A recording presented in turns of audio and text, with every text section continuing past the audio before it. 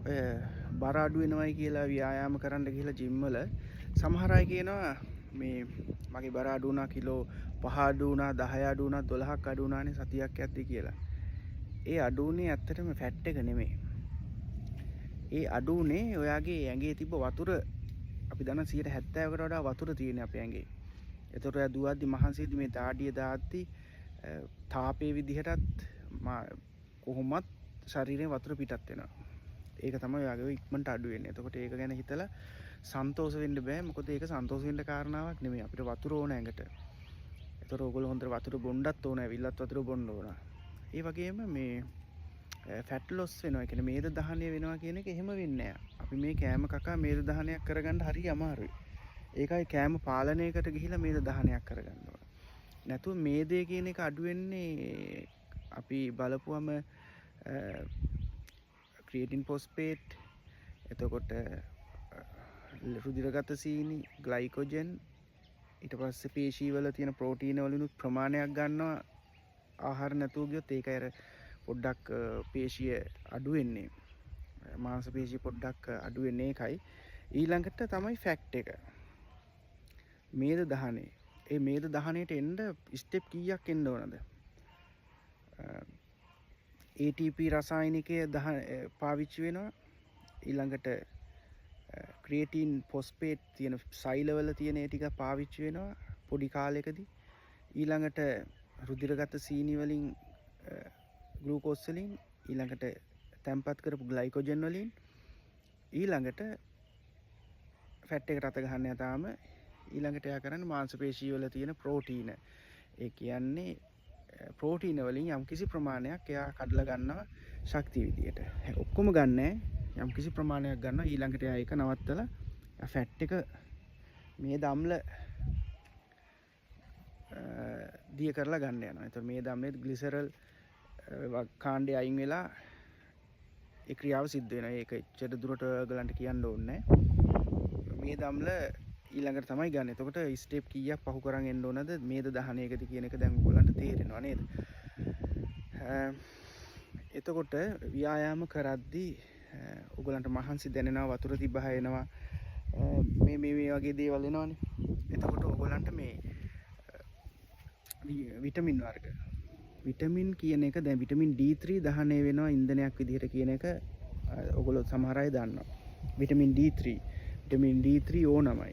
ව්‍යායාම කරන කෙනෙක්ට නැති කෙනෙක්ට විටමින් D3 ඕන. මේ ආසියාවේ 4 දිනාටම විටමින් D3 නැති විදිහට තමයි හොයාගෙන තියෙන්නේ. ඒතකොට විටමින් D3 අපිට IU 2000 කියන්නේ IU 2000 කියලා ගහලා තියෙනවා. ඉතින් ඒවා ඒක කියන්නේ ඉන්ටර්නැෂනල් යුනිට් වලින් කියන්නේ ඉන්ටර්නැෂනල් යුනිට් 2000 වගේ අපිට බොන්න පුළුවන්. ඔය 5000වල් 50000වල් බොන්න යන්න එපා. ඒවා වෛද්‍යවරුන්ගෙන් අහලා බොන්න ඕන.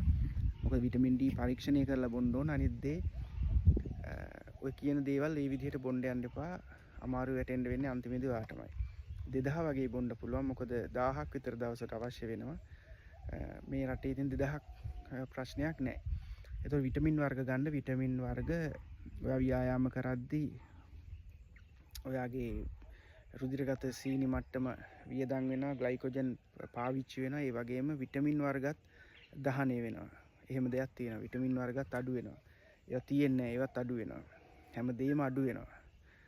එක දෙයක් තිබිලා අනිත් එක අඩු වෙනවා එහෙම කන්නේ හැමදේම අඩු වෙනවා. ව්‍යායාම දිගට දැන් සමහර අය කියනවා මම සතියට දවස් 5ක් ජිම් යනවා කියලා. සමහර 6ක් කියනවා. එතකොට එයාලගේ මාංශ පේශි හැදෙන්නේ නැහැ. ඒ කියන්නේ එයාලට ඒ ක්‍රියාව හරියට කරගන්න බැයි රෙස්ට් කාලයක් නැහැ. ප්‍රෝටීන් දීලා විටමින් වර්ග දීලා අපි ඉන්න ඕන ටිකක් මාංශ පේශි රිකවරි වෙලා මේක හැදෙනකන්. ඉතින් එහෙම ඉන්නේ නැහැ. ඉතින් ඒ අය දිගටම ජිම් යනවා.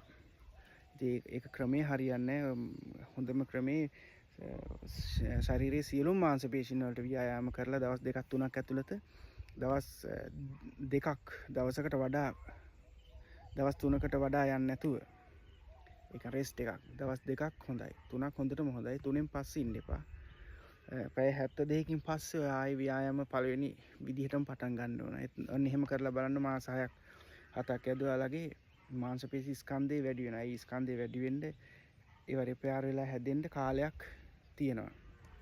මේ පණිවිඩය දෙන්න ඕන උනේ ව්‍යායාම කරද්දී විටමින් වර්ග ගන්න, මල්ටි විටමින් එකක් ගන්න, විටමින් වර්ග ගන්න, ප්‍රෝටීන් ගන්න, ඔයාගේ බරේ හැටියට ප්‍රෝටීන් ටික ගන්න, කාබ්ස් නැතුව බෑ. ජොයින්ට් වලට එහෙම කාබෝහයිඩ්‍රේට් කියන එක පරිවෘත්තීය ක්‍රියාවට ගොඩාක් ඕන වෙනවා. ඒතර කාබෝහයිඩ්‍රේට් ටික හරියට දෙන්න. කැලරි ටික හරියටම කවුන්ට් කරගන්න ඕන. මොකද කැලරි වැඩි වුණොත් ඒවා මේ දම්ල විදිහට තැම්පත් වෙනවා. කැලරි කියන ශක්තිය රුධිරගත සීනි මට්ටම ග්ලූකෝස් ඒවා වැඩි වුණාම ඒවා ගිහිලා මේ දම්ල විදිහට තැම්පත් කරනවා. ඇඩිපෝස් ටිෂු වල මේද පටකේ ඒ සෛලවල ඕනවට වඩා තැම්පත් වෙනවා. ඉතින් තැම්පතු වැඩි වුණාම තමයි මේ ලෙඩේ. ඉතින් ඒකින්ද ඒ ඔක්කොම එන්නේ කැලරි හරියට කවුන්ට් එකක් නැතුව කෑම බීම ගත් එකේ විපාක තමයි ඒක.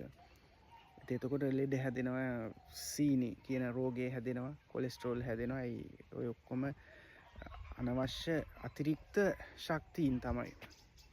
අතිරික්ත ශක්තියින් නිසා දැන් අක්මාවට මේ දම්ල ගිහිලා ඕනවට වඩා බැඳුනට පස්සේ බැඳෙන්න තැනක් නැතුණාම දාන්න තැනක් නැහැ නේ. මේ ඇඟේම කොහේ හරි තියන්න එපා.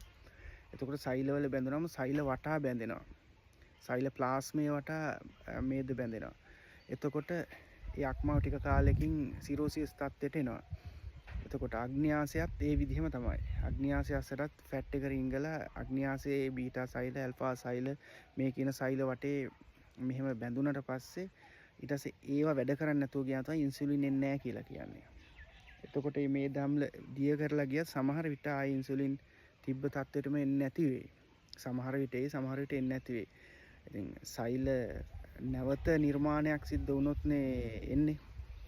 එතකොට අපිට ඒක හරියටම එතන කියන්න අමාරුයි. ඒත් අපේ හෙළවෙද කමේ නම් ඔකට බෙහෙත් තියනවා කියලා ඒ අතීතේ ඉඳන්ම තියෙනවා. ඉතින් සුද්දන්ට බෙහෙත් තිබ්බේ නැහැ. අපේ රටේ හෙළවෙදකමට බෙහෙත් තිබ්බ ඕනම එකකට. ඔකට මදුමේහ කියලානේ කිව්වේ. හරි. එතකොට කතාව ටික වෙන පැත්තකට ය아가න යනවා.